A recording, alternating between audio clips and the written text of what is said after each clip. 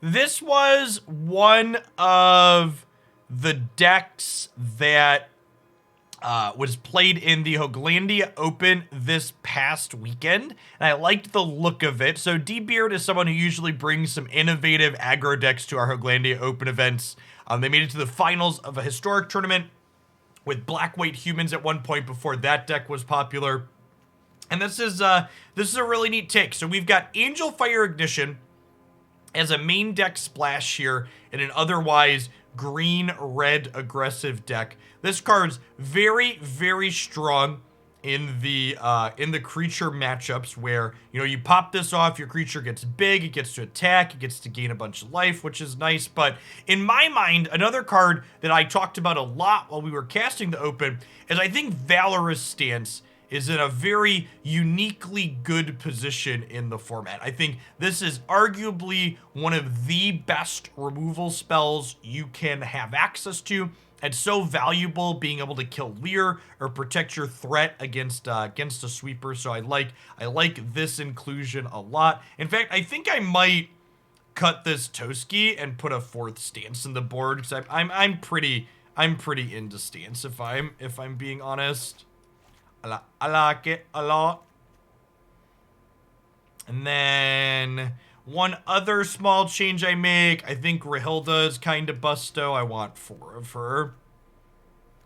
I'm gonna trim this fourth Snakeskin Veil. Let's jump into some games here and see how this goes. But I like a lot of the spells this deck is looking to cast for sure.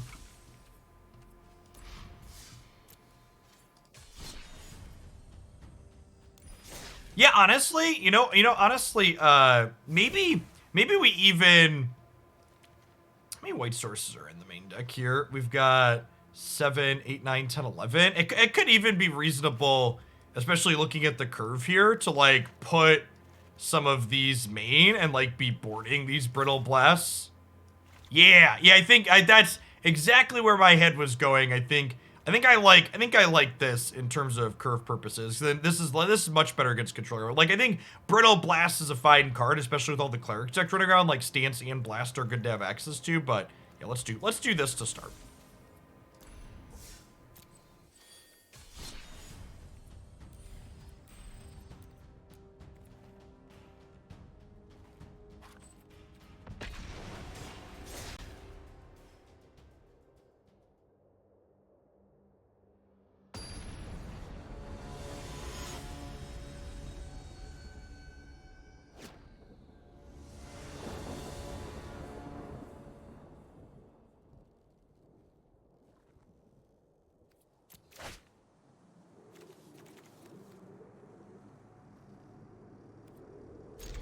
Yeah, it seems pretty good. We get to go a little Tenacious Pup on 1, and then we could go tapped land into this on 3. Hey, thank you for the very generous biddies, Jelly Bean. For either humans, any build, no preference, or something with Sedgemoor Witch. You know, I actually have both of those as decks I wanted to get back to here in Alchemy. I assume you mean for Alchemy. If you mean for Historic, let me know. So I think we're gonna make both of those happen. Xanthias, thank you for the 27 months and thank you for the very generous tier 3. Welcome back. Awesome. Yeah, we'll make both of those happen this week.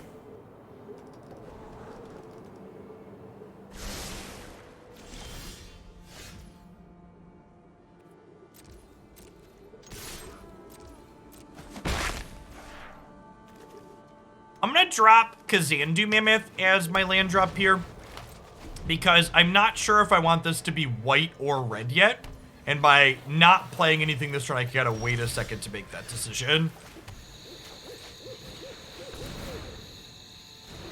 Been around Hooglandia long enough to be classified as an angry Hooglandia toddler, an attitude I proudly put on display with my coworkers. Thanks for the 34 months, Jojo. Welcome back.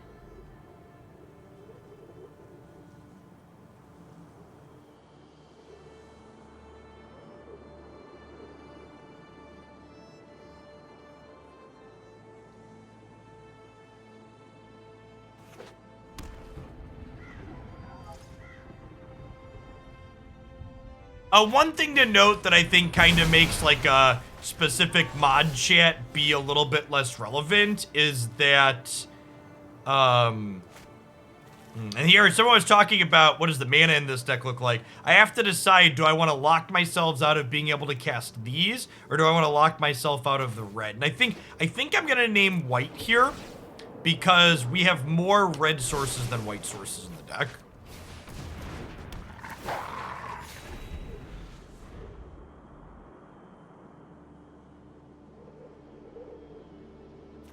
When I'm playing some Jeskai control, looks like here.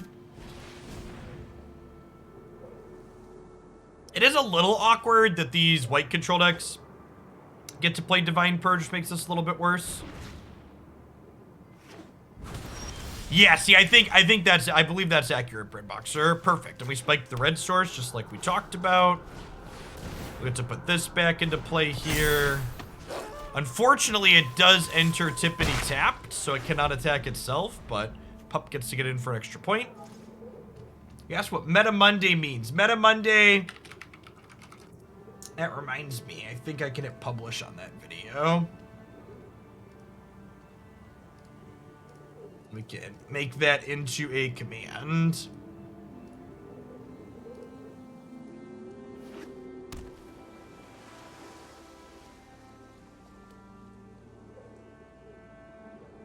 I'm glad you asked that, because I forgot I had that processing. Meta Monday means a terrible intro singing.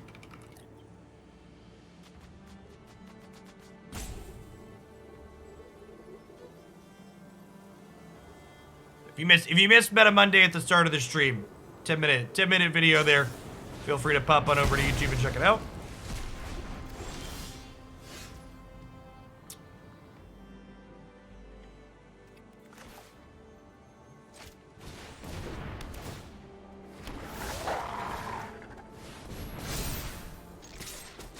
Oh wait, this gives haste straight. Yeah, I should have put this on the wolf.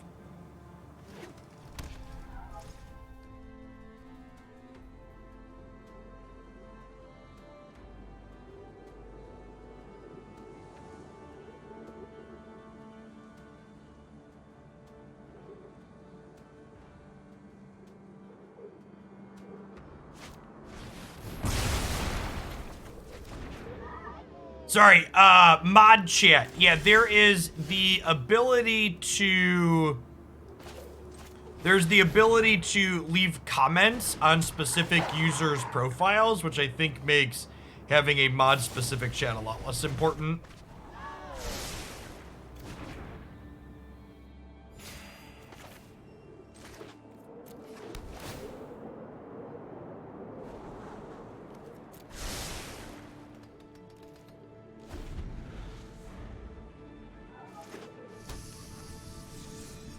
Yeah, Kip, thanks for the follow. Welcome to the channel this morning.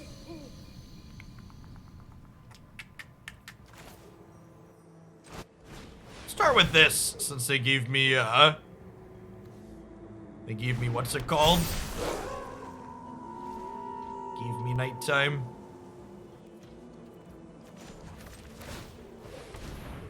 Son of Sam, thank you for the 2 years. Welcome back. I appreciate the prime. Happy Monday.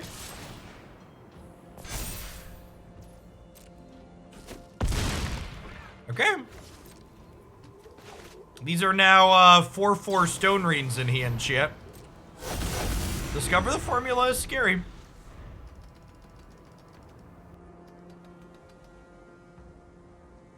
Lair of the Hydra hanging out here as well, though, so if my opponent taps out for stuff, we can potentially lethal them with that. Casual 3 mana 7/6, no big.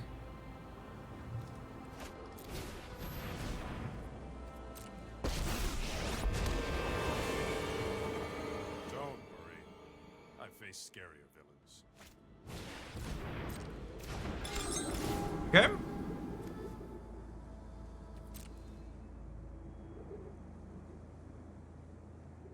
You had me at 4 mana Stone Rain. I tried. So they are going to get to undiddle this with Teferi. Okay, so this, by the way, this reminds me of, I had an amusing YouTube comment over the weekend where someone assured me that the real problem with Alchemy chat is that they're injecting these really pushed cards that are going to very quickly need to be rebalanced. And when I read that to start, I was like, oh, they're going to mention Inquisitor Captain, because that's definitely the best card from Alchemy that's been introduced so far. But no, Key to the Archive was actually the card they were complaining about, that they assured me was too pushed and needed to be rebalanced. Because when I think busted Magic the Gathering card, my brain goes to 4-mana card that doesn't impact the board the turn I play it. So the 25 months odds, welcome back. I think this is a close second for Alchemy. My money is on Inquisitor Captain is going to be errata to say it only triggers if it was cast from your hand. I would be surprised if Captain triggers from clones, you know, a month from now.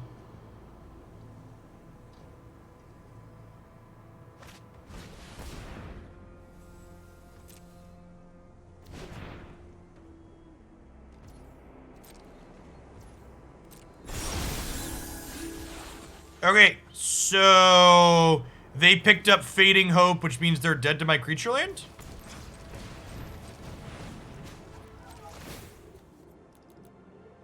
They have 1 mana.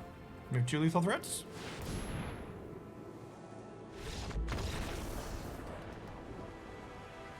Hey, thanks for the 16 months, Caffeine Cafe. That is a hot take in a lot of places if you offered it up, so thanks for keeping me around. I'm kind of the opinion, I've heard people talk about Dragon Whelp maybe being too strong. I actually think the Dragon Whelp's in a pretty fine spot. I think if you said, Jeff, what card might need to be changed in the Dragon deck, I think this card should probably only deal 1 damage if you keep your land. I think this card's still super playable and punishing at a single point of damage. Nah, I think this card's probably not good enough at 5 mana. I think if they adjust this to start to... My adjustments say, Jeff, you have to nerf something in Dragons. My change would be... it does 1 damage. Nah, I think even only targeting non-basics isn't good enough. But every deck has plenty of non-basics to target. I think I would make this only deal 1 per turn. Okay, so I want my Planeswalkers. I think they have things like Key to the Archives. So this is good. Do we just assume they're a Lair deck and keep some stances in? You could change Whelp to triggering on upkeep instead of end step 2, I guess. But I think that probably makes the card not good enough, Davermon. I think making Whelp trigger on upkeep probably makes the Dragons deck largely unplayable.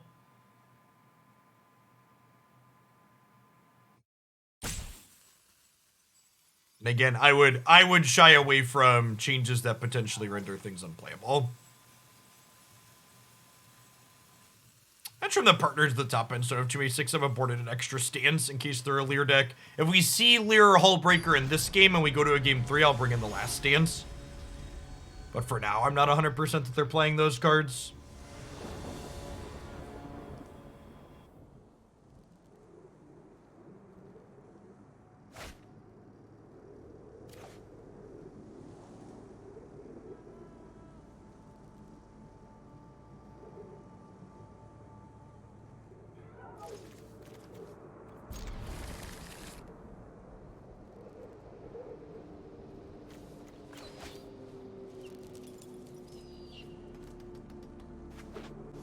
Would Captain still be playable as a cast trigger? Yeah, definitely.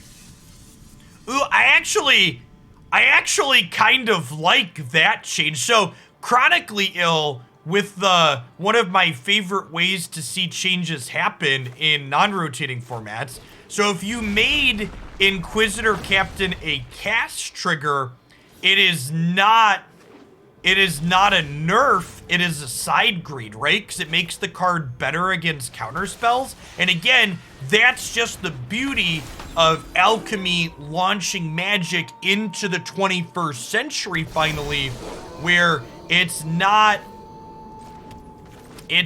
just you have one option for these things, ban or unban. There's so many little things you can do. Man, no plays turn 3. Nice control deck. Here's some werewolves.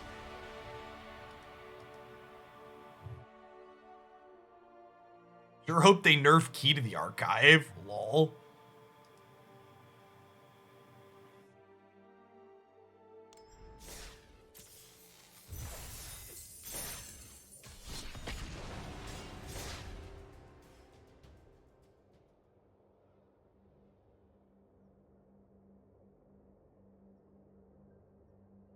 We are 20 plus years into this century, Lambton, and Magic's been living in the past. Magic's been a card game from the 1990s for a long time.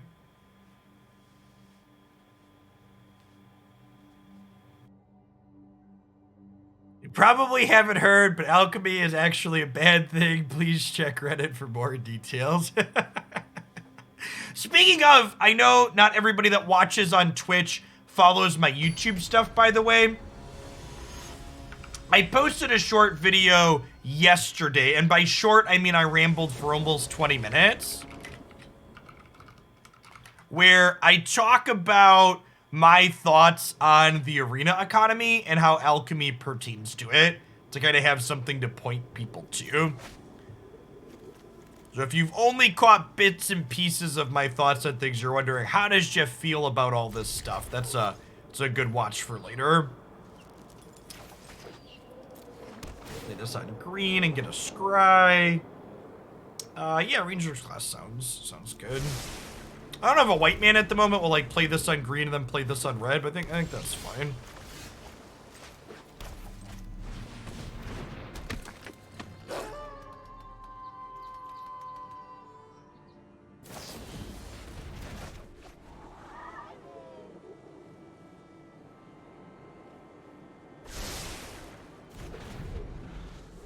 Yeah, I agree, Max. If there's anything that's too strong in the blue decks, I agree that it is not Lair, or not Key to the Archive, it's Lair. We're gonna bottom this other Rangers class now, looking for that 4th land for next turn.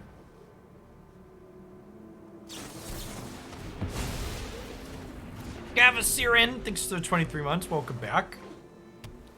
Jim had said this on the stream over the weekend. It's definitely something I'd be interested to see too, is like, what is a player's average win rate when they untap with Lair? How often does someone untap with Lair and not immediately win the game?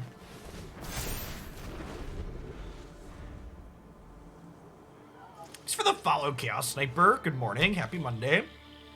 Hey, Good Nuts. Thanks for the 32. Welcome back. Get mauled.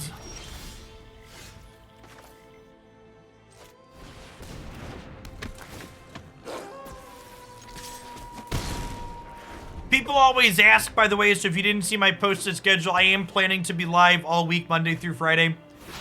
I'm going to take the weekend off. Christmas is on Saturday, but I'm just going to do a normal stream on Christmas Eve. Or Ermagerd Jet. Oh no, do they see it coming? Oh, they're bouncing this. That's fine. And by fine, I mean it's very sad, but...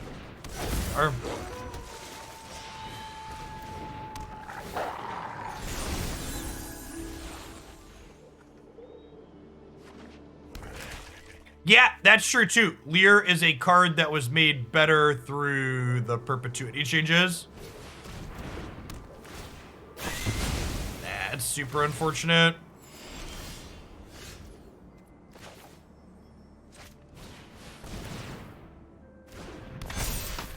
Do you open loot boxes on Christmas Eve? Christy and I don't really do The kids will get some stuff, obviously, but Christy and I don't really do presents between ourselves.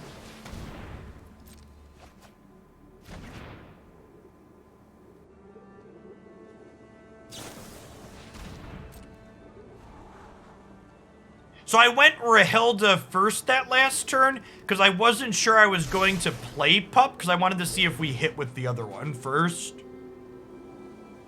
Ona's cool. Thanks for the 32 months. Welcome back. Opponent has a ton of gas in hand now.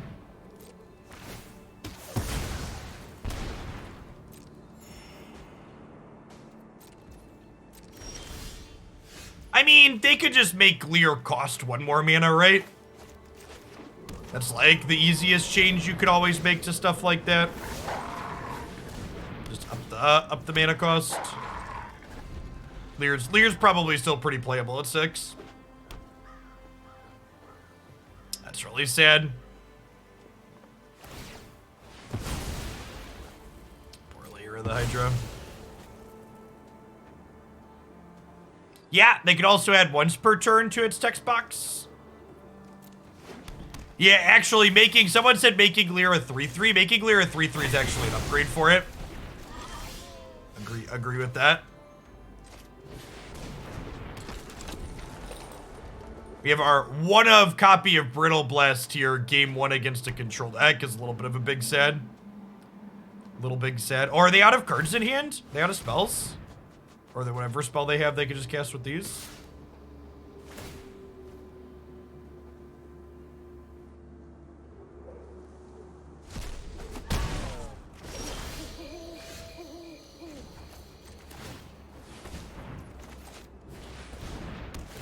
Yeah, wow. Looks like they're out of gas. That's really good for us. And obviously, we'll Rangers class the Halana and Alena.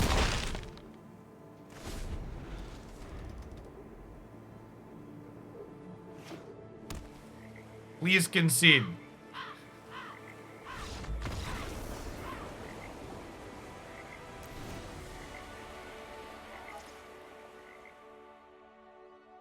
Do I have a favorite Christmas movie? Not really. As far as a recency bias goes, Christy and I watched the Christmas Chronicles with the boys somewhat recently, and the first of the Christmas Chronicles is really, really good. The sequel was kind of weird, but the first one was great. If you're looking for a good movie to watch with kids.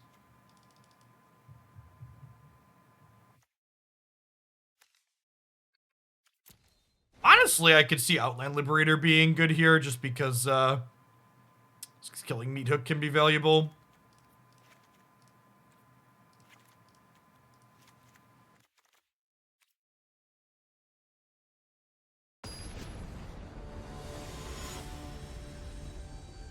Klaus is good. We haven't watched Klaus this year. Maybe we'll have to do that this week.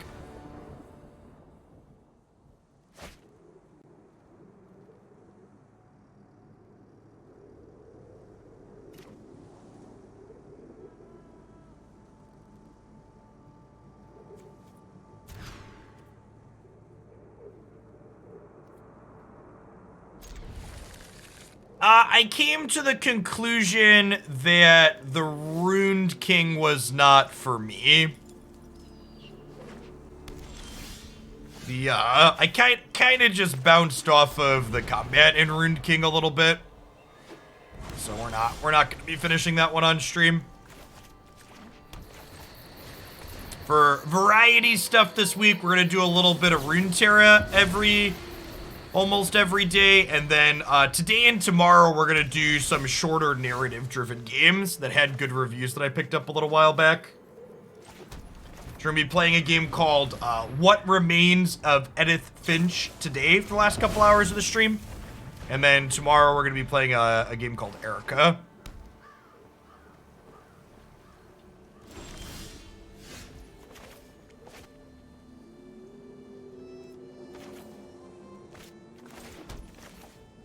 Like Mammoth down here.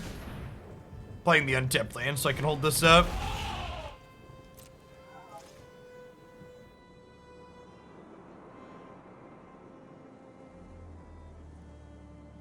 I have Plague Tale as a free game that I got on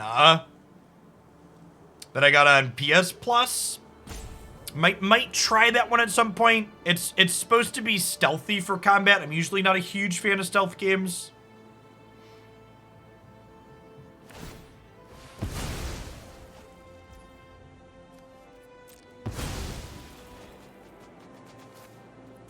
Now, one of basic coming in clutch both these games against Field of Rune.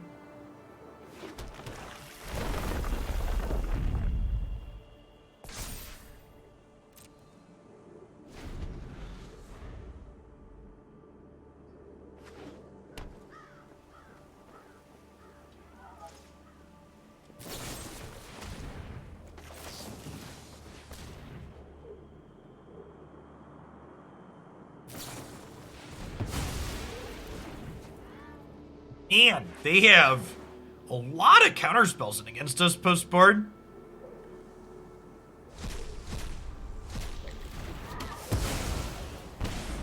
Deathloop is on my list of things to potentially watch for a sale on. But I don't buy games at full price usually yet, unless there's something that I'm really looking forward to. I don't really buy new things. Like Horizon, Forbidden West, and like the next God of War will be things I buy right away, but those are more the exception than the rule.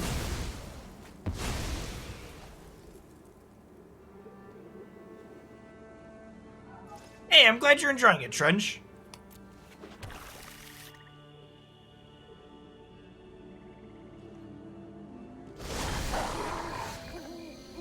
Wow, that's pretty good.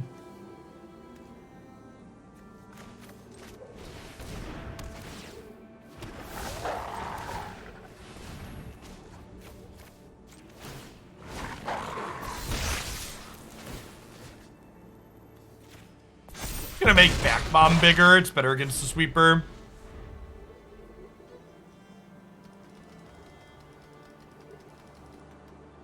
And there's a lot of different dragons variations in the format, Mr. Fishy.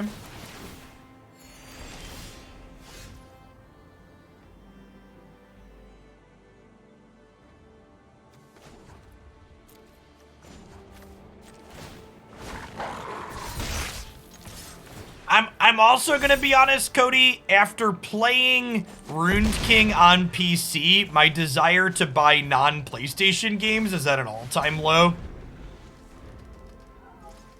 Dealing with Rune King, like, fucking with my screen resolution and stuff was, like, real obnoxious. The hunt is over.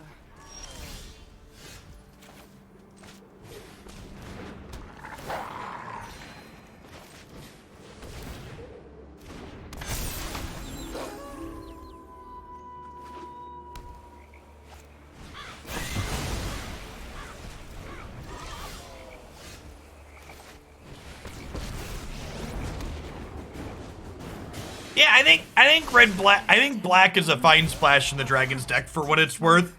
I think I personally am partial to the white splash because I think Adult Gold Dragon is very good. Alright, so they're just dead, right?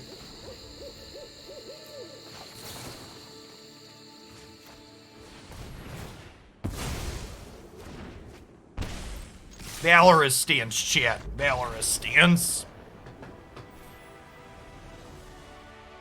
I won't stand for 7/8.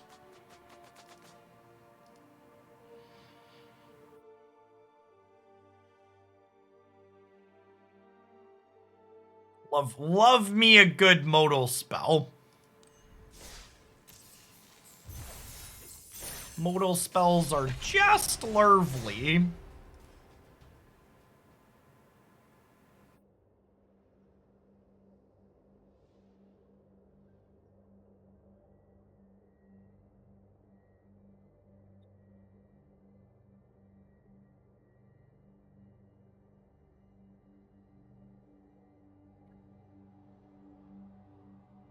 For aggro decks, you say Valorous Stance is better than Faithful Absence. I think most decks with creatures, Valorous Stance is better than Faithful Absence. Again, having a removal spell that can kill a must-answer threat like Lair or Hullbreaker while not being dead when they don't have one of those cards is huge. It's so important because you can't win the game if those threats stay on the board, but you also can't afford in those matchups to have dead draws if they don't have those threats.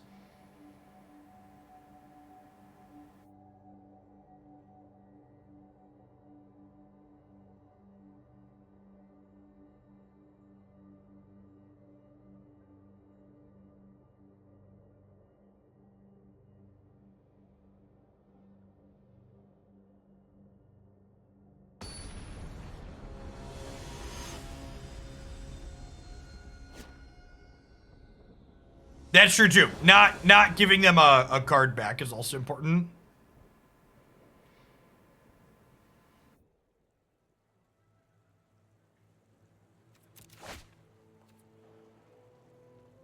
So no white source here, but Pup into Rahilda on the play is pretty strong. Yeah, the reviews for What Remains and Erica that we're gonna play tomorrow were both really good. I did a search a while back for best story-driven games on the PlayStation, and they both came up in a lot of lists. As far as games with good narratives go.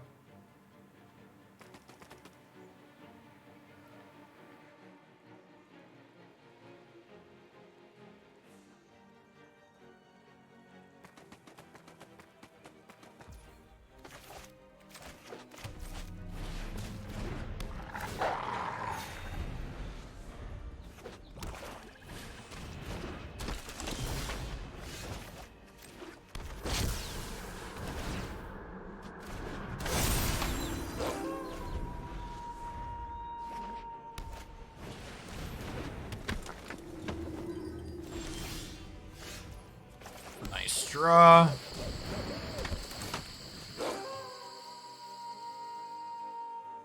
I think I actually give the point of attack here because I don't want to give it here and then have them double block this. Oh, they gave us the draw. Deal.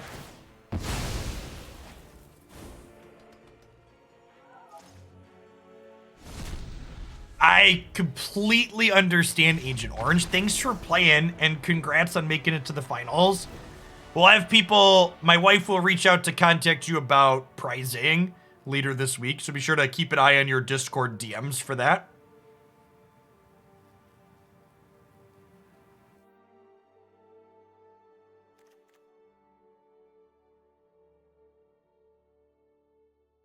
Is this video relevant? I think this video explaining sideboarding is correct. Yeah. That video has way too few views for how often people ask about sideboarding. check out that one there, hero. I don't know exactly what this opponent is doing. I think I want the Arlins. Probably some kind of black sack deck with a white splash after venture.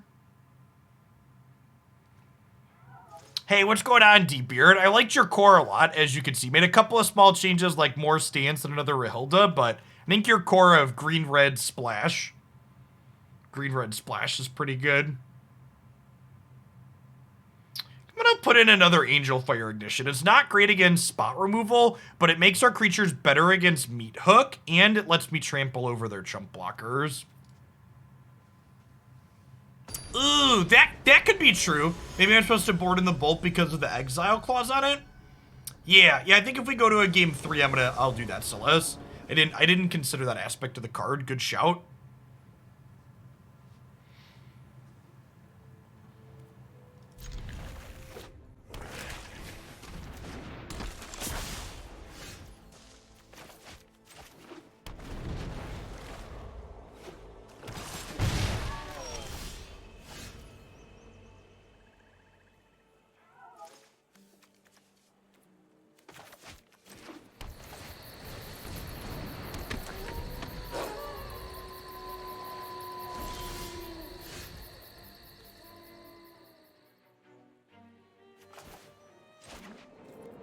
Throw this on red and get my scry on.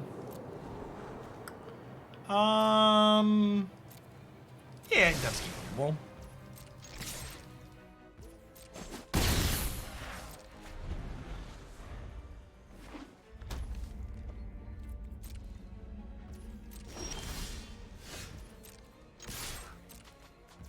Maybe we just go ahead and play Arlinn here, huh?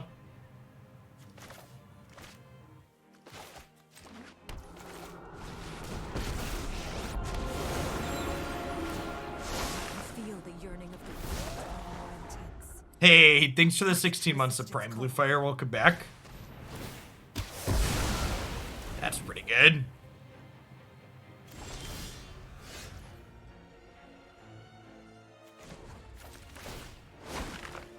Follow the enemy's scent. They're close. They're close.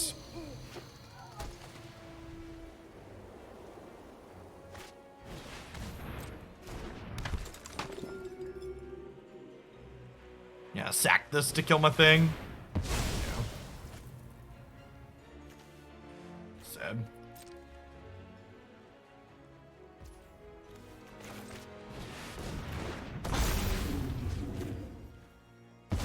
Hey, Float Mana, thanks for the over 2 years. Welcome back. Or if we just, like, fire up Lair of the Hydra, hold up Snakeskin Veil here.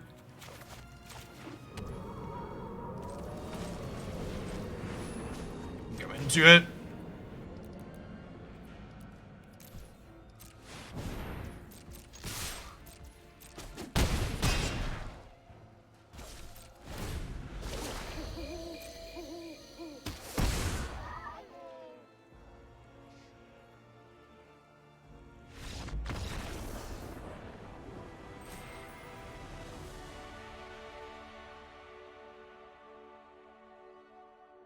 Hey, congrats on your promo relocate. That's great. You love to see it.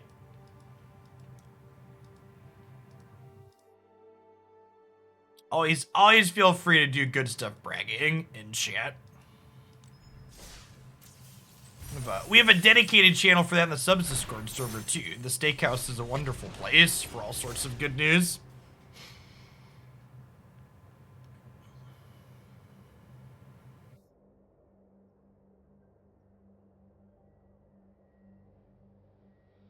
Oh, D-Beard, by the way, I haven't posted it. I'll post it on Twitter later, but I already messaged Christy. You're gonna get one of the cool, the Caster's Choice deck awards from the Open. For this Naya deck. I like your core a lot. You and the Mardu Clerics deck are gonna get the two Caster's Choice awards.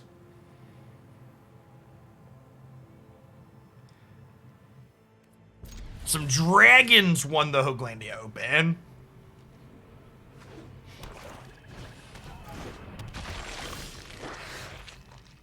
Dargan, my Dargan. Alright, let's greed a little bit here and play this and hope to spike untapped green on 2.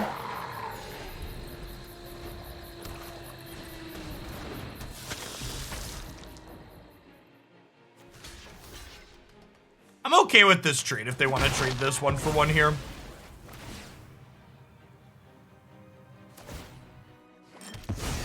It's a profitable exchange for us. Nice. And we're on the draw here, so this is untapped.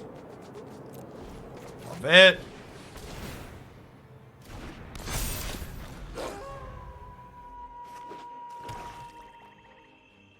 Come on, just play a Blood Artist out. Don't kill my pack leader. No other flavors. So the mono red and red splash decks are the successful ones. When I say dragons, it's very different than the dragons decks that have been successful in standard. So mono red versus Boros was the finals. If you have an echo of me open, do you currently have the page for the Hooglandia tournament open? Because my Twitch stream is embedded on that page.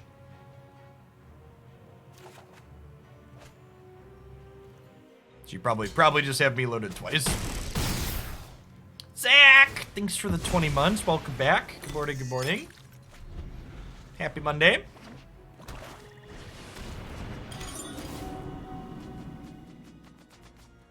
Maybe try and refresh your Twitch. Usually if there's an echo, someone else would have mentioned it, but nothing's different in my audio setup. Wow, we are about to bury them, chat. Put them in the ground. I'd like to draw all of the cards, please.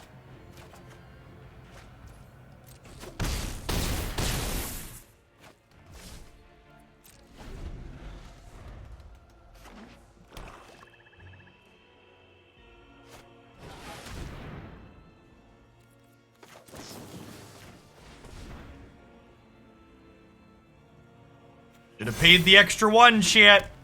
Wanted to leave that blood token up.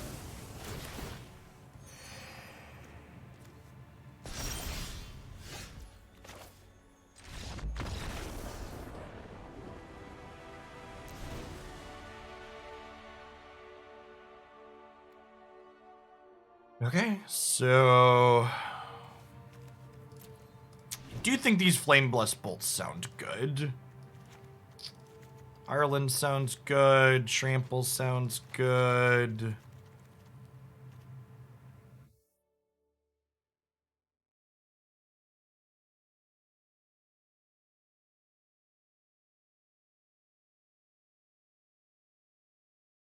His deck has felt like we're a car in GTA and the opponents are street signs. Giddy up!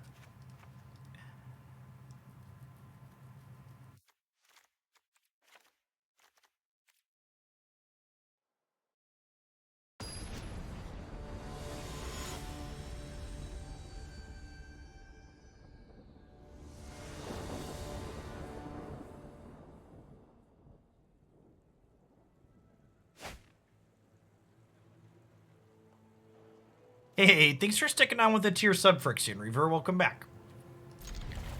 Yeah, sounds fine.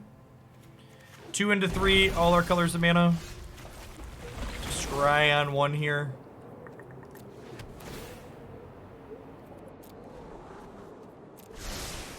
Hey, Michael, welcome back. Thanks for the 15 months of Prime. Wonder if I was supposed to lead on green in case we drew this. Getting Rahilda going ASAP also has value, though.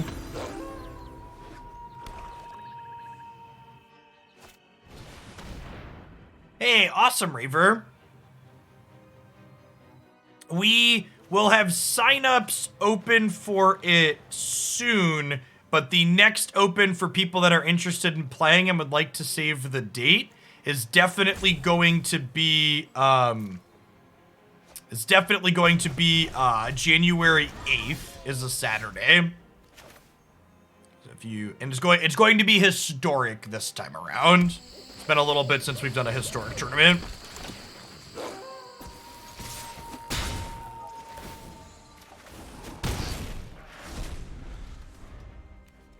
We'll have actual signups open for that soon, TM, but we have a date at least.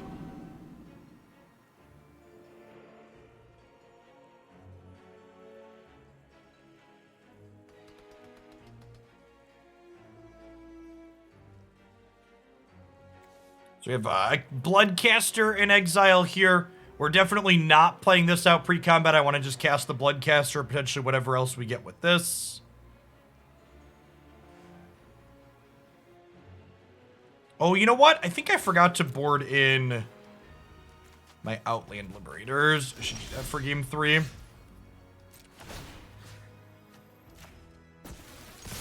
Ooh, maybe I should have played Pup. Well, I guess I could do a 2-mana spell here. Ooh, that's actually kind of great. So now we play Pup and then we Fellstinger the Pup? Actually sounds lovely.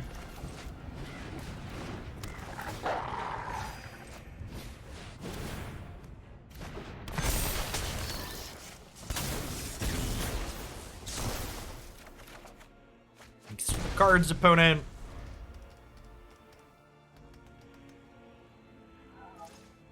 Exploiting the poor puppy. No one is safe under the capitalism scorpion, chat.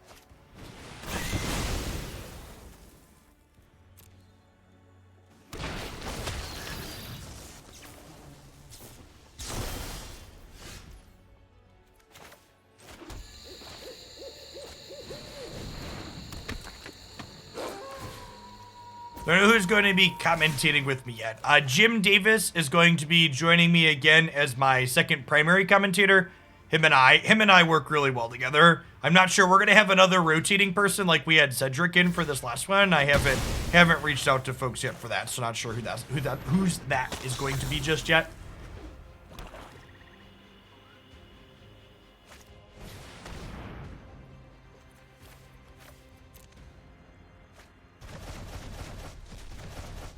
But the Scorpion does give 2-day shipping. All right, so they still have whatever their archived spell is.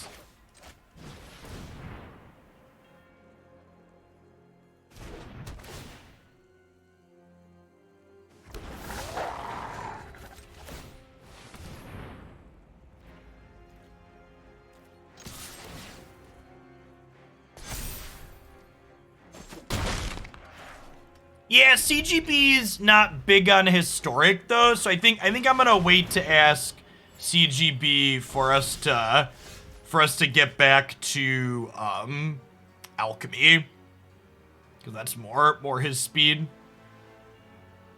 He did fine at the one historic tournament that he cast with us in the past, but I think he would probably just have more fun if it was a format that he played more. Am I just supposed to go wide here? Because we kind of need to kill them before they get back to the approach, right? They're out of cards in hand.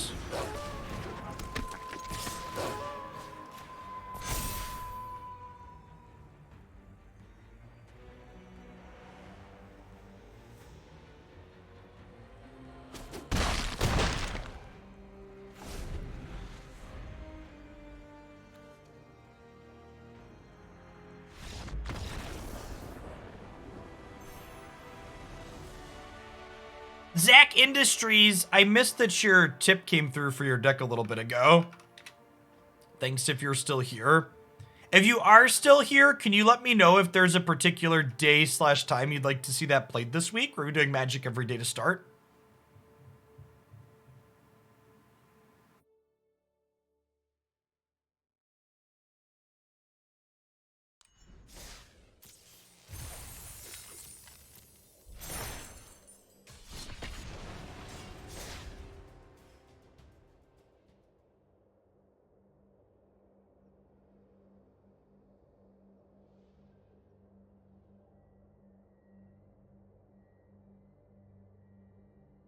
Amy was good last time we had her on. Yeah, pretty much everybody we've had on the cast has been good.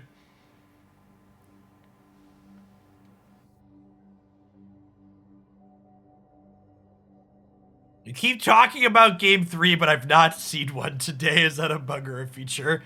Asking the real questions.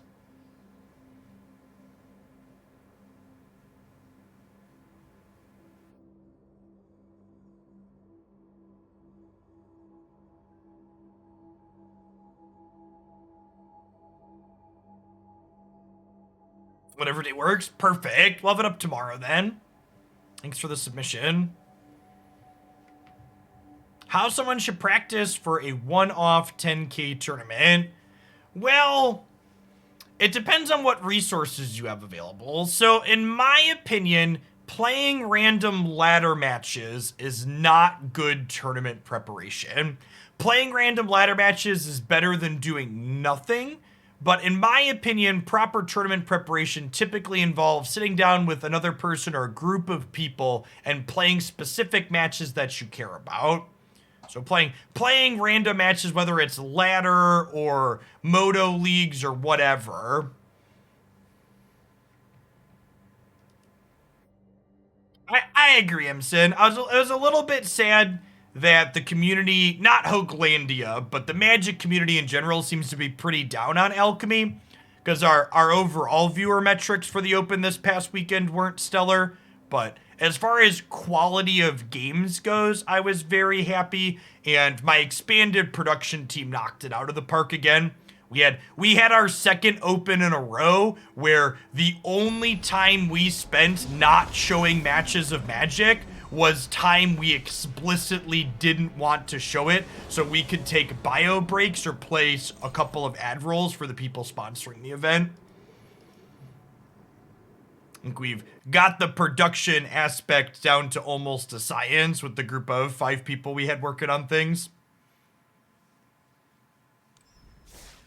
In fact, at one point during yesterday's tournament, I had to send Christy a message and be like, please don't pair the round just yet. We're going to wait a minute so we can catch back up with coverage. So we had so much magic we had to cover. We held the players for like 10 minutes at one point. So thank you players for waiting, by the way, so we could finish covering the match we wanted to finish covering.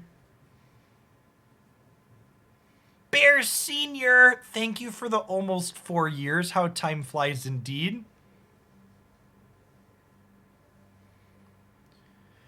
Yeah, there's a lot of metrics, Prime. So the other metric I'm going to look at, I don't just look at the Twitch viewership metrics, but how the video is going to do on YouTube after the fact will also be a metric that I look at. Unfortunately, so far, it looks like the Open on YouTube is going to do a bit worse than the average Open does on YouTube as well. So I don't know that it was the specific scheduling so much as I think a lot of the general community negativity around Alchemy is catching up to it a little bit.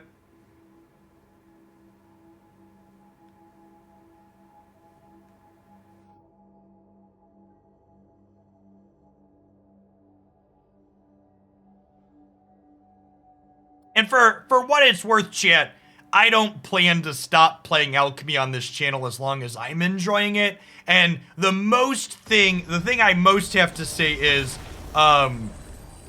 the metric that I look at the most too is sub surveys, and Alchemy had a huge responsive support from the last subscriber survey.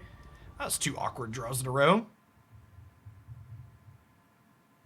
Definitely Rufio. And you mean, just for clarity, you mean red-black vampires, right?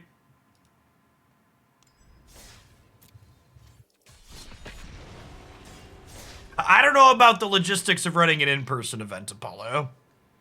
Also, I don't know that I personally plan to feel good about going to any large in-person things anytime soon. Like, yeah.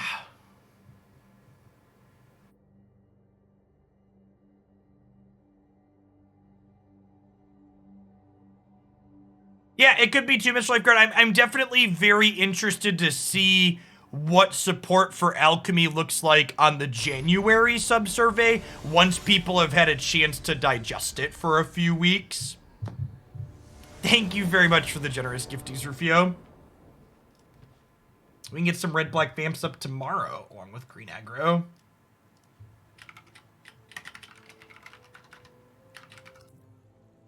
So, for people that are new to the channel, by the way, I'm very data-driven in how I make my decisions around here. If you're not familiar with my background, I have a master's degree in mathematics.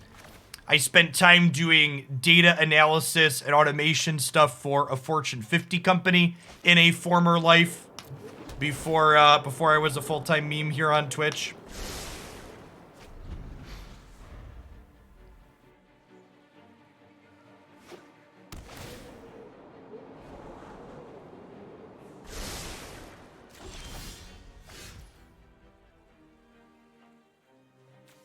I think I want this one to be a land.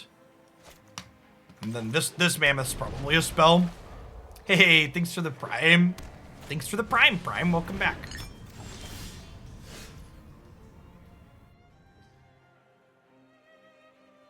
I agree, Vorn Smith, that unfortunately, as much as I would like to go back to doing paper tournaments, I think the paper tournaments that are currently going on are probably jumping the gun a little bit, especially with Omnicron coming through and looking at the metrics. I mentioned this last week, but I live in a mid-sized town in the United States, for people unfamiliar, in the Midwest with my personal life, and the hospital beds and ICU beds in the town where I live hit 100% capacity last week for the first time since the pandemic began. So, do your part, get your shot, get your booster if you've already had your shot, but also remember, just like, we're not, this isn't fully over. 1778ers, thanks for the 15 months. So, you know, be responsible.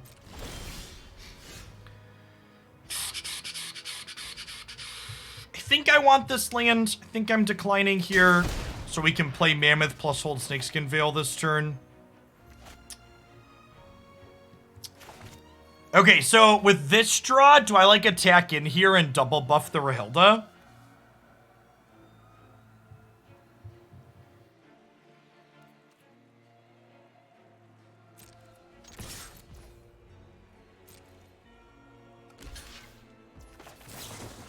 Yeah, and that's the scary part, what Husker Flush said there. You know, there's a lot of assholes who lack empathy and understanding that are like, Jeff, if you're vaccinated and now your kids are vaccinated, why do you care if other people get vaccinated? And the answer to that is, one, I have a brain, but two, people who are anti-vaxxers that are taking up beds in hospitals, these are people that are going to cause other people to be killed because of a lack of services and staff. If other illnesses and things like heart attacks and strokes and car accidents didn't stop because COVID happened. So if all your hospital beds and ER beds are filled with these people who are anti-vaxxers, or even breakthrough cases also happen. That is correct. There's a small number of breakthrough cases that also end up in hospitalization. That's a big deal. You know, we live in a society where our actions impact other people.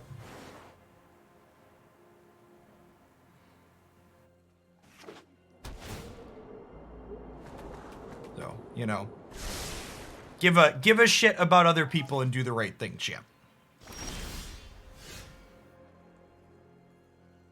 Yeah, and for selfish reasons, all the studies show that if you do get vaccinated and you are personally impacted by COVID, it does a significantly good job of mitigating the impacts on you personally. So there are both selfish and empathetic reasons to do the right thing. Take your pick. Just, you know, do the right thing.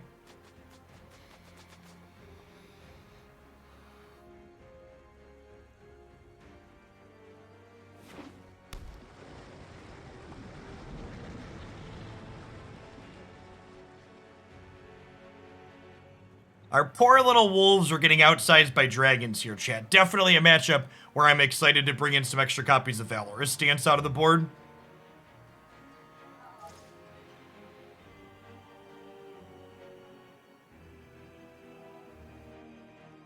Yeah, there's a lot of problems with society as a whole. Plenty to discuss there. Well, so here's the problem. While I appreciate the people that are like, we have these great arguments to shut down anti-vaxxers, there is one saying that really stuck with me over the years, chat.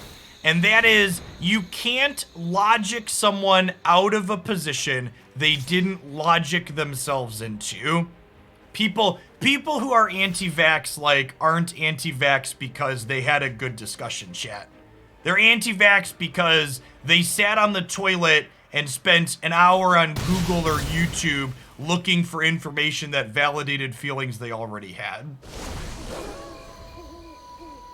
I'm not saying it's impossible or you can't deprogram these people, but I am saying it's incredibly difficult, and just a good, strong argument isn't enough.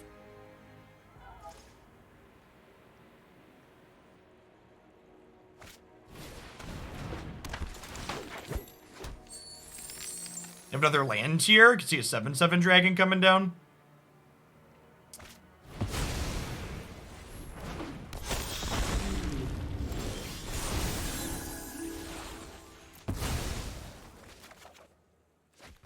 All right, game the second.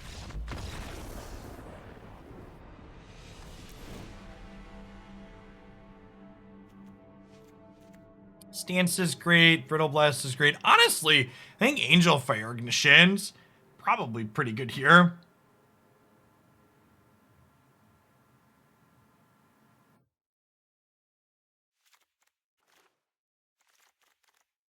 What do we want to cut here?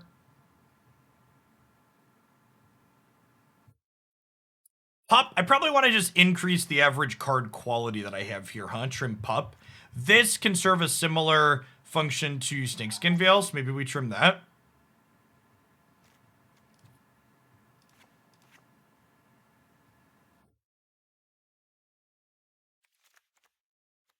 Well, and part of the problem isn't even just overabundance of wrong information.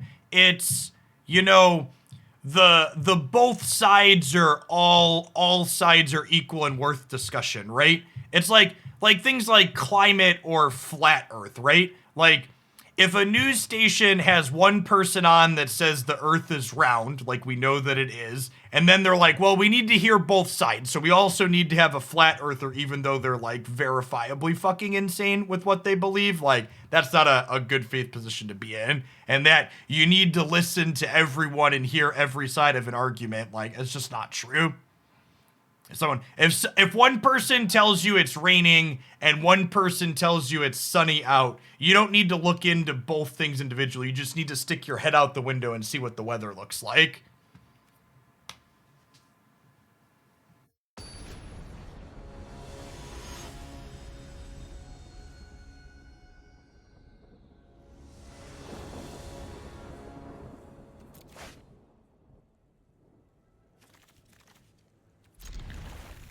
This isn't super quick, but it's got some big top end here, and it's got a removal spell for their first dragon, so I'm gonna go ahead and keep it.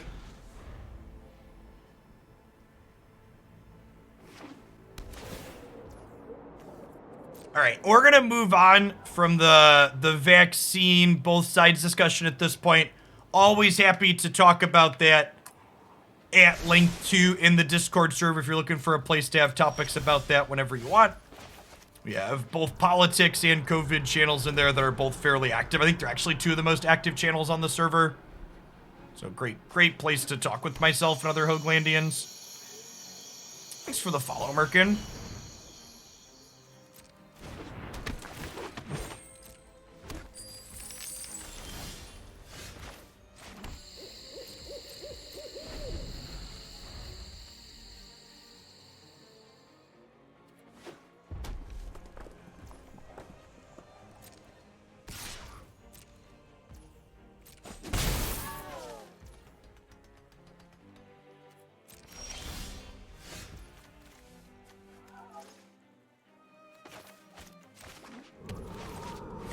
Time to raise the town up, champ.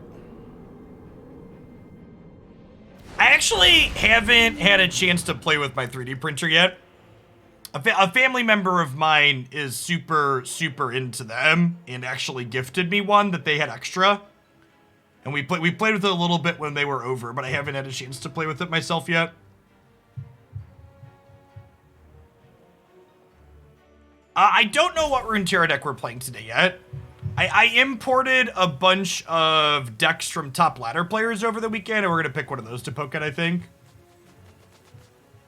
We're going to be doing Runeterra today, tomorrow, Thursday, Friday, so we're going to play a few different decks this week. No, I haven't touched D&D in a long time.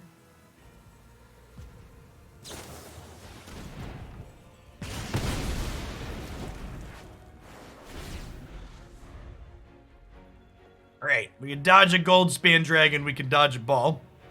What's going on, Ferocious Ferret? Thanks for the almost 3 years. Welcome back.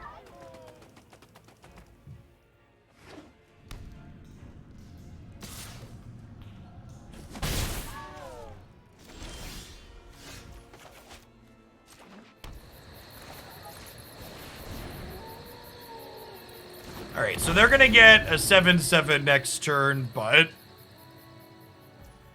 we've got some things on their lands at least.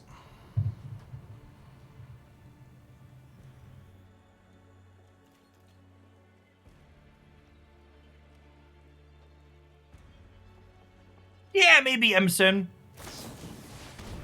I plan to chill with some Runeterra stuff as long as I'm enjoying it, but not making any commitments past that.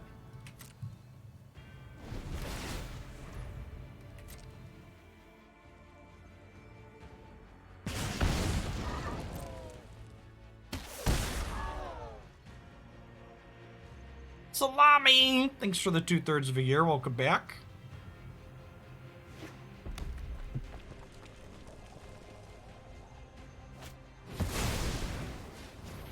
It's a big big dragon, chat. I think we're dead, fam. Definitely feels like we just got bigger fish tier, huh? Brittle Blast is not able to deal with the Inferno. What's the Gruul Dragons from deck? It is a red-based Dragons mid-range deck similar to what this opponent is playing, but it's playing Storm the Festivals as a way to get extra dragon density.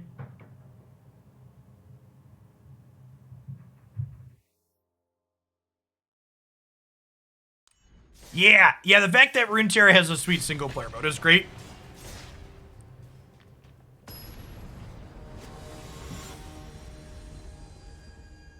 Really feels like, I think Runeterra has probably had the most innovation as far as card games go digitally.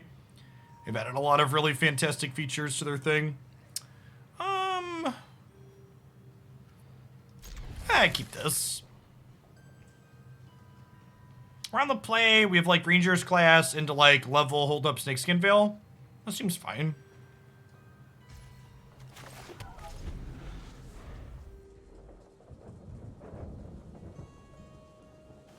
Oh, did the new Yu-Gi-Oh client release? I knew that was in the works. Pokemon's supposed to be releasing a new card game client early next year as well.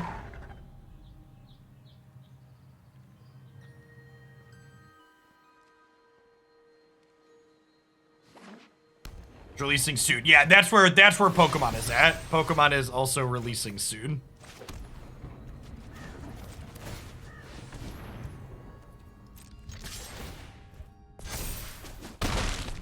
Alright, hopefully this Snakeskin Veil and this Wolf are going the speed.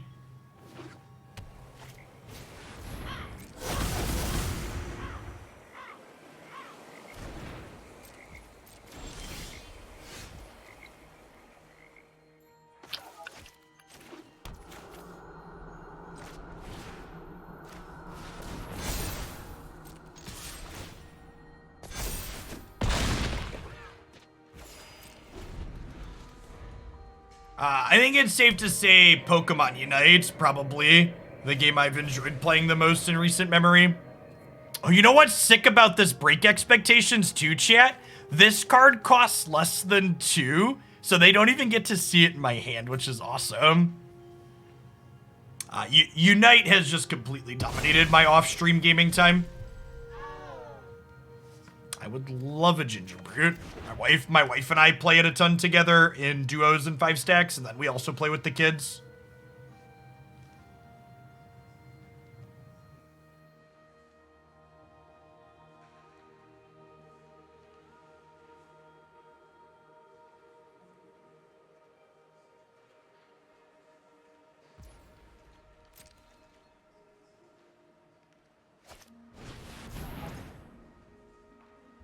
Wow, what a big Sedge.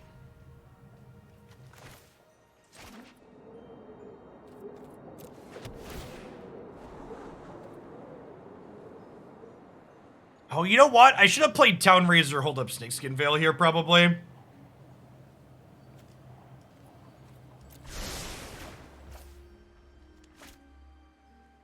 Maybe we Ginger plus Angelfire? Since they're tapped out? Oh, I'm short of mana. Fuck, this costs 3 to flashback. That's fine. This is fine. Pushes damage.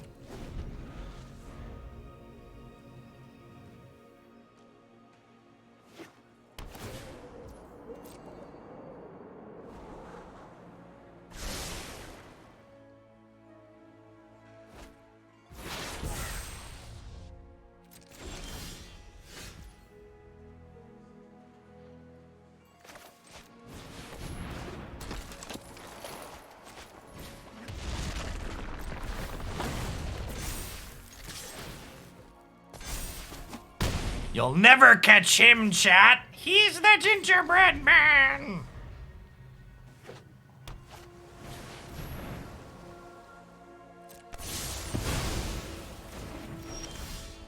This is what happens when you touch his gumdrop buttons.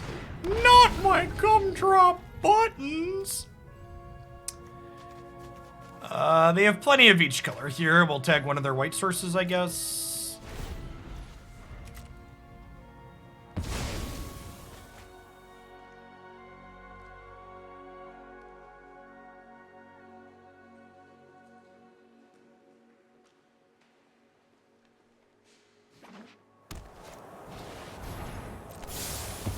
Edge.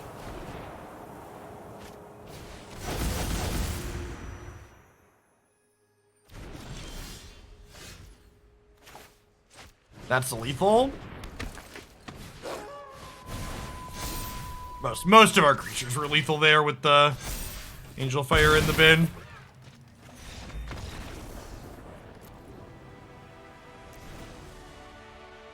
Alright, so again, I think we trim Pup in these matchups. I want just a higher average card quality.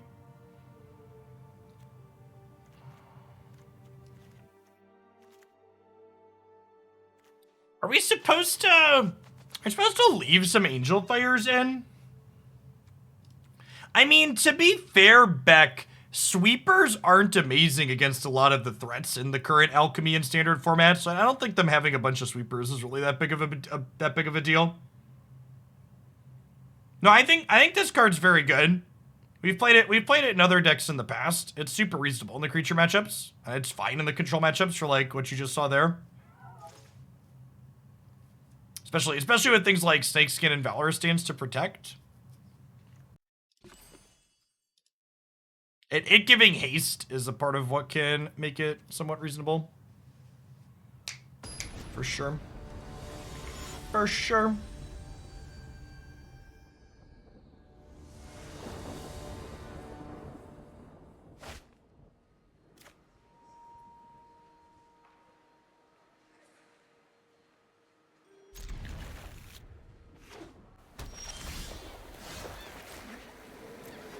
And we don't have a 1-drop here anyways, so we'll choose to scry. I have 4 lands already technically, so I'm just gonna go ahead and bottom this.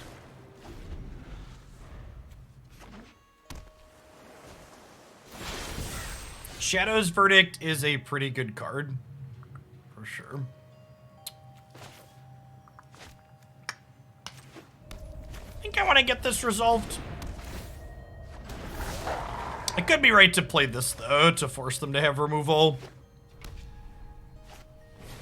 Yeah, this would mean they couldn't just unexpected here.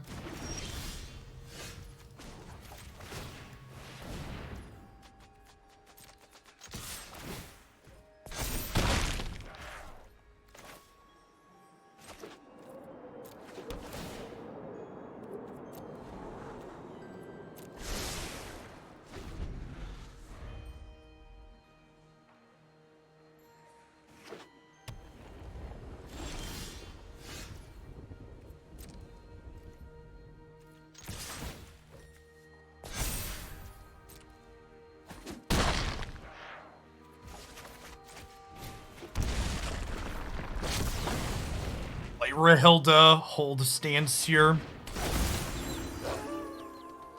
Start that day-night cycle, put a little pressure on them to act. They go to Doomscar and can't respond to my Valorous Stance. We end up in a pretty decent spot.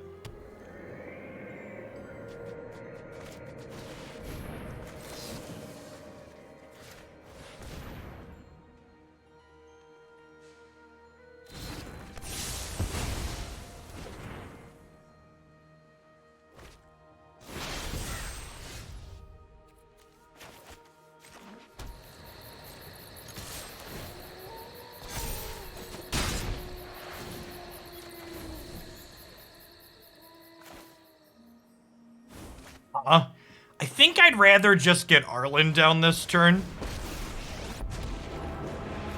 Because we'll be able to cast this anytime we attack with a wolf for the rest of the game, which there's a good chance we're going to get another opportunity to do that.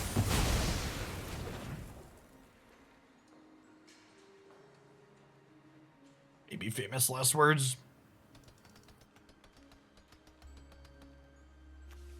Kinda wouldn't mind drawing an untapped land next turn, so we could do both of these.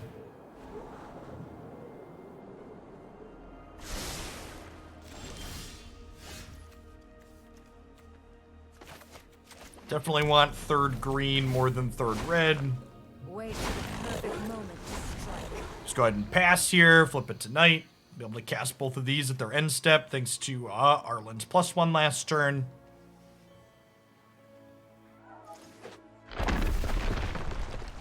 The opponent's deck isn't really an established archetype in the format, Salami, so it's hard to know exactly what foretell cards we're playing around. Saw it coming. Doomscar and the Draw 2 spell are all foretell cards that see some amount of play in the format.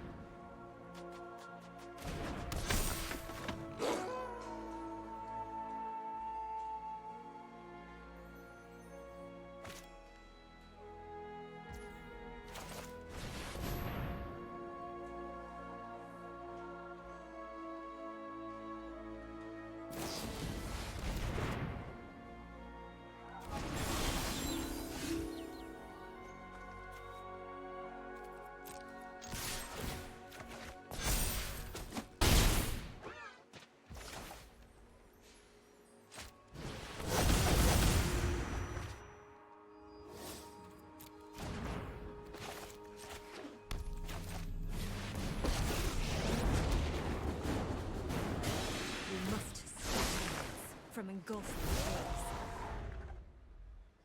Hey, welcome back, Okin. Good morning.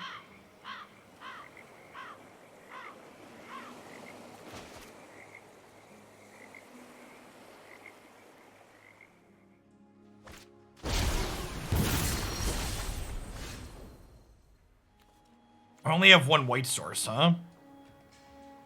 So I have to choose between Stance and Angelfire.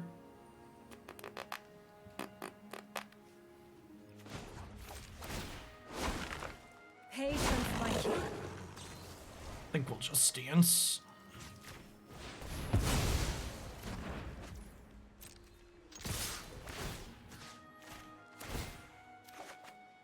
They should be dead here to this activating, right? Just gets trample when you activate it. I couldn't Town-razer and fire. I don't have a third red. Or a third, yeah, third red. We had 4 green, 2 red, 1 white. So a little awkwardness from the mana there, but not too bad.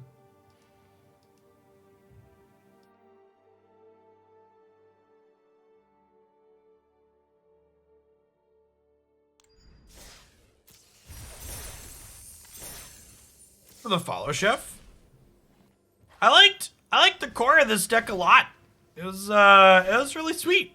The like red-green shell feels super reasonable, and the white splash definitely didn't, like, the white splash had some awkwardness at a couple of points, but overall it felt like it was worth the power level that it added to the deck.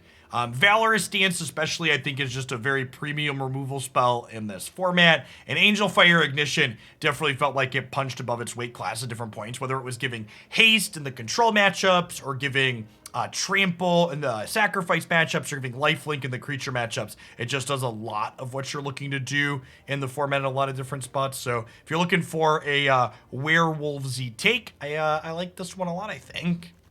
Seems very reasonable.